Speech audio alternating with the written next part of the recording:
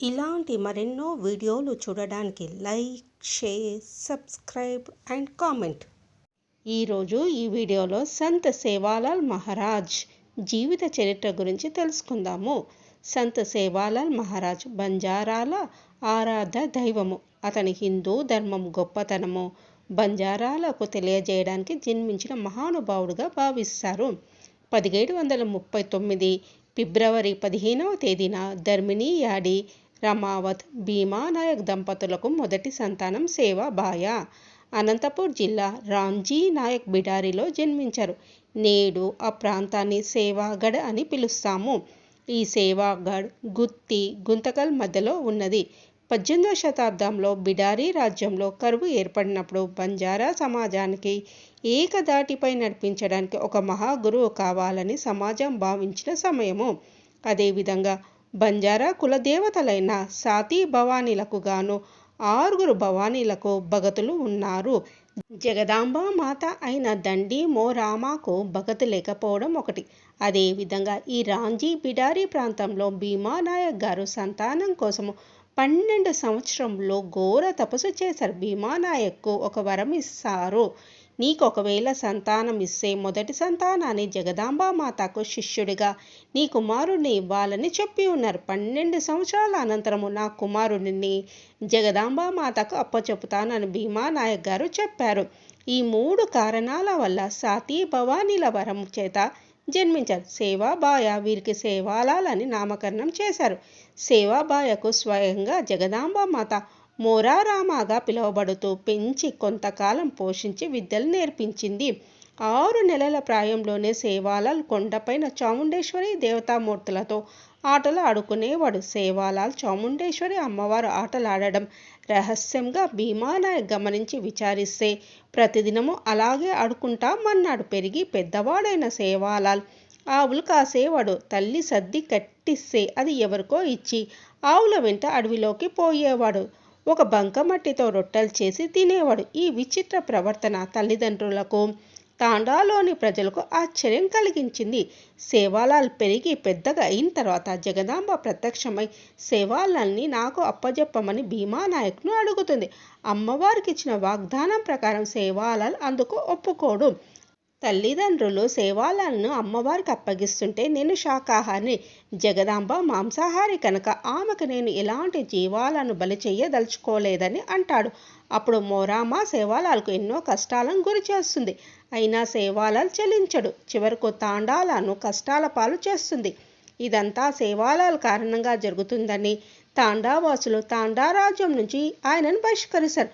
కానీ అమ్మవారికి మేకలను బలి ఇస్తేనే అమ్మవారు శాంతిస్తారని ప్రజలు నమ్ముతారు. వారి కోరిక మేరకు సాతీ భవానీలకు మేకపోతు బలి ఇవ్వడానికి నిర్ణయించుకుంటారు. సేవాబాయ 7 మేకలను 7 అమ్మవార్ల ముందు ఉంచుతారు. కానీ సేవాలాల్ ప్రజల మూఢనమ్మకానికి ఏకీభవించడు. ఎందుకంటే ఆయన అమాయక మూగజీవును బలి చేస్తుంటే చూడలేక ఒకవేళ అమ్మవారికి బలే ఇష్టమైతే నేనే బలైపోతానని సేవాలాల్ ప్రజల సమక్షంలో తన తలను ఖండించుకుంటారు. ఆ రక్తాన్ని నైవేద్యంగా స్వీకరించి బంజారాలకు వరాలు ఇచ్చి ఆదుకోమని ప్రార్థిస్తాడు. అమ్మవారు సేవాలాల్ శిరస్సును తిరిగి అతని శరీరానికి జోడించి జీవం పోస్తుంది. ఇన్నాళ్ళు నేను పెట్టే పరీక్షలో సేవాలాల్ నెగ్గాడు. నిజమైన భక్తుడు, సమాజానికి సేవకుడు అయిన అతని నాయకత్వంలో ప్రయాణించండి అని జగదాంబ ఆశీర్వదిస్తుంది. అప్పటి నుంచి సేవాలాల్ జగదాంబని తన మార్గదర్శకురాలుగా, గురువుగా స్వీకరించి అన్ని విద్యలను నేర్చుకుని బంజారా సేవలో నిమగ్నం అవుతాడు. సేవాలాల్ బోధనల గురించి తెలుసుకుందాము. ఈ సంస్థ జీవకోటికి మాతృరూపంగా వెలసిన అమ్మ భవానీ గురించి అమ్మను పూజించాలని కానీ ఫలితం ఆశించవద్దని బంజారాలకు బోధించారు. సంత్ సేవాలాల్ మహారాజు గారు హింస పాపమని, మత్తు, ధూమపానం శాపమని హితవు పలికి బంజారా జాతికే కాదు యావత్ ఇతర కులాలకు ఆదర్శ పురుషుడయ్యారు. సేవాలాల్ మహారాజ్ ఆనాడు బంజారా జాతి పరువు ప్రతిష్టల గురించి ముందుగానే ఊహించి అహింసా సిద్ధాంతానికి పునాది వేసి ఆచరించి చూపారు. ఆ తరుణంలో బంజారాలు ఆనాడు రాజుల కాలం నుంచి బ్రిటిష్ కాలం వరకు ఆయా రాజ్యాలకు అవసరమైన యుద్ధ సామగ్రిని చేరవేస్తూ సంచార జీవనం సాగిస్తూ ఉండేవారు. ఆ క్రమంలో బ్రిటిషు, ముస్లిం పాలకుల మత ప్రచారం ద్వారా బంజారా సమాజం అనేక ఇబ్బందులకు గురి అయింది. ఈ పరిస్థితుల్లో బంజారా జాతిని సన్మార్గంలో నడిపించేందుకు సేవాలాల్ మహారాజ్ అవతరించారు. సేవాలాల్ మహారాజ్ బోధనల ద్వారా బంజారా జాతి పురోగమిస్తుంది. సేవాలాల్ మహిమల గురించి తెలుసుకుందాము. సంత్ సేవాలాల్ మహారాజ్ మహిమలు అద్భుతమైన. వీటి మీద అనేక కథలు ప్రచారంలో ఉన్నాయి. వాటిలో పురుషుని స్త్రీగా మార్చడము, ఒక ముంత బియ్యంతో 10,000 మందికి భోజనాలు పెట్టడము, చనిపోయిన వ్యక్తిని 3 దినాల తర్వాత బ్రతికించడము, విషం కలిపిన తీపి వంటకాలను నిర్వీర్యం చేయడము, ఉధృతంగా పారే ప్రవాహాన్ని ఆపి తమ తాండా ప్రజలను ఆవులను దాటించడము, సేవాలాల్కు అపకీర్తి తీసుకురావాలని జాదూగర్ వడితియా ఒక పురుషుడికి ఆడవేషం వేసి తీసుకువచ్చి సంతానం ప్రసాదించాలని కోరుతాడు. సేవాలాల్ తదాస్తు అంటూ దీవిస్తాడు. నిజంగానే ఆ పురుషుడు స్త్రీగా మారిపోతాడు. అలాగే సేవాలాల్ దర్బారులోనికి తల వంచి ప్రవేశించడానికి అక్కడి ప్రవేశ మార్గంలో చిన్న తలుపును ఏర్పాటు చేయగా సేవాలాల్ తన ఆకారాన్ని కుదించుకొని తల వంచకుండానే ఆ దర్వాజాలో నుండి ప్రవేశిస్తాడు. అలాగే సేవాలాల్ను బావిలో దిగి సన్నని నూలు పోగు ఆధారంగా పైకి వచ్చి తన భక్తిని నిరూపిస్తాడు.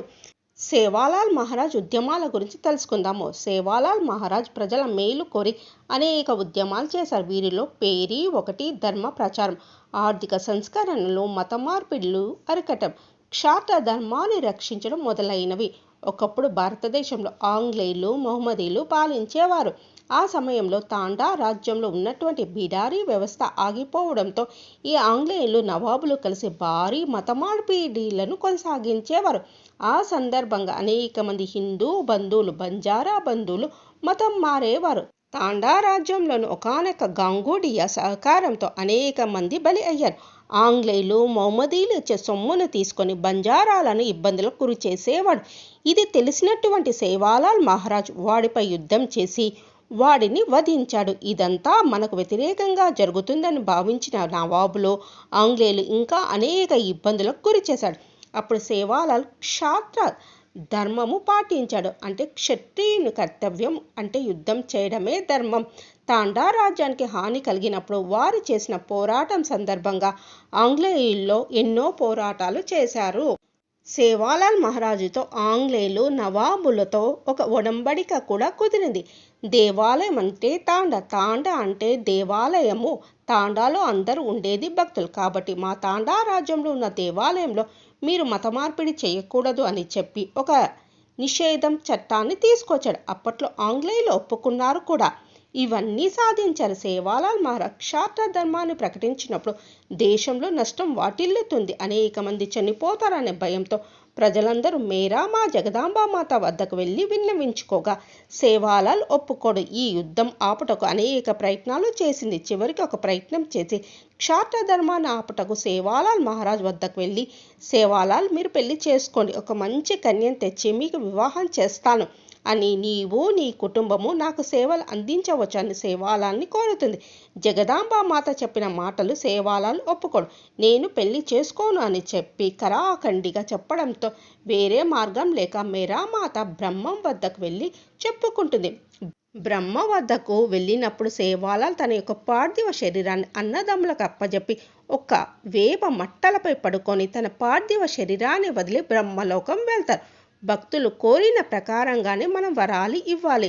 అతని నుదిటిన పెళ్లి ప్రస్తావన లేదని బ్రహ్మ తెలియజేయగా చేసేది ఏమీ లేక దివి నుండి భువికి వెనక్కి తిరిగి వస్తుంటారు.